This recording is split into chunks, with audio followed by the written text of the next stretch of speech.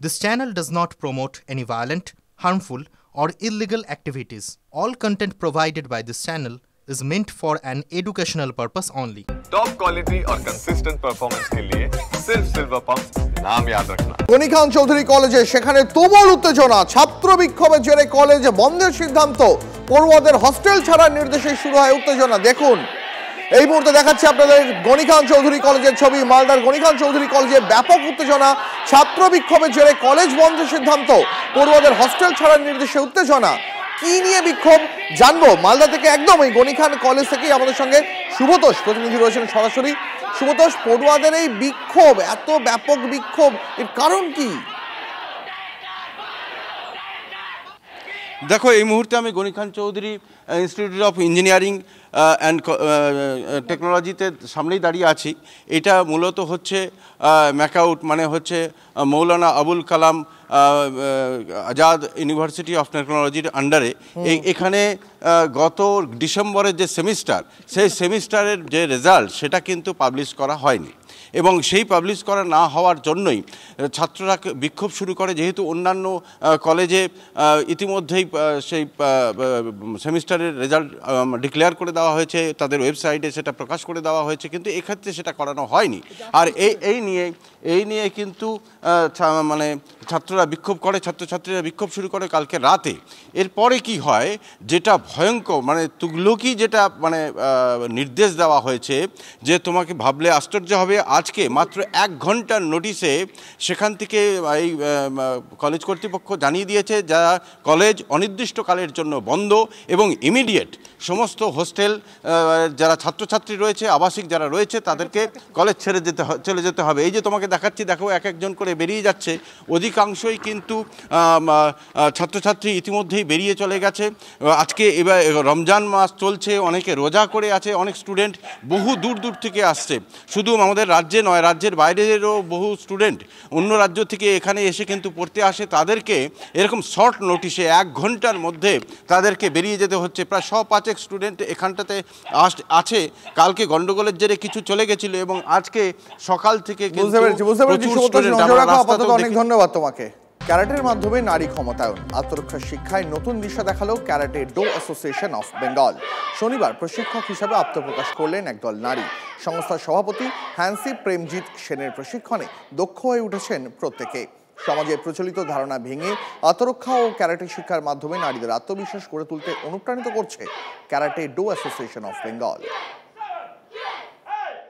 যতক্ষণ না যতক্ষণ আমরা দেখি বিভিন্ন জায়গায় এরকম প্রবলেম হচ্ছে, মহিলাদের উপরে অত্যাচার হচ্ছে, এটার একটাই উত্তর, একটা পাঞ্চ, একটা kick and say no to eve teasing. যতক্ষণ আমরা দেখতে পাবো না যে একটা পাঞ্চ আর একটা কিক সজনে মারছে মহিলারা, ততক্ষণ এটা চলতে থাকবে।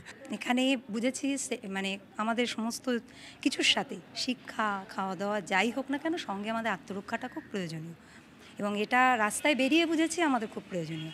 সেখান থেকে আমরা এই ব্যাপারটায় মানে জয়েন করলাম। এটা মা থেকে মেয়ে নয়, মেয়ে থেকে মা হয়েছে। আমার মেয়ে ক্যারাটেটা শিখতো, আমার খুব ভালো লাগতো। বাট যখন মেয়ে ছোটোবেলাতে মেয়ে খুব সাই ছিল এবং বিভিন্ন জায়গায় মারটা খেয়ে চলে আসতো, তো এই ক্যারাটেটা শেখার পর হয়তো কারোকে মারতো না, বাট মারাটা কীভাবে আটকাতে হয় সেটা জেনে গেছিলো। ওর ওই ডেভেলপমেন্টটা দেখে আমার ভীষণ ভালো লাগলো যে এই জিনিসটা অবশ্যই শেখা দরকার। তারপরে আমি ক্যারাটেতে যোগ দিই।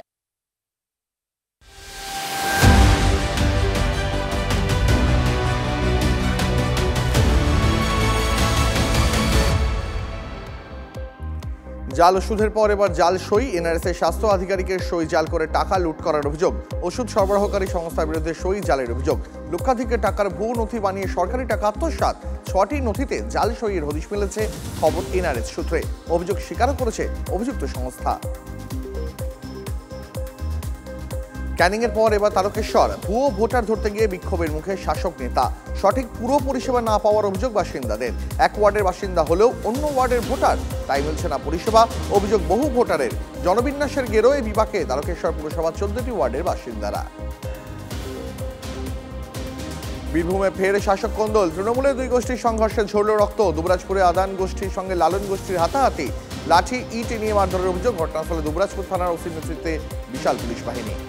দেশের অর্থনীতিতে গতি সঞ্চার করার সময় ট্রাক চালকরা প্রায়শই তাদের স্বাস্থ্যকে উপেক্ষা করেন এবং এই অবহেলার রাস্তায় ব্যয়বহুল হয়ে ওঠে।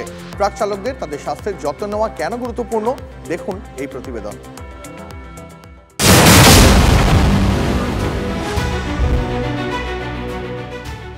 আজ ভারত বিশ্বের মধ্যে দ্রুততম ক্রমবর্ধমান অর্থনীতির দেশগুলির মধ্যে একটি।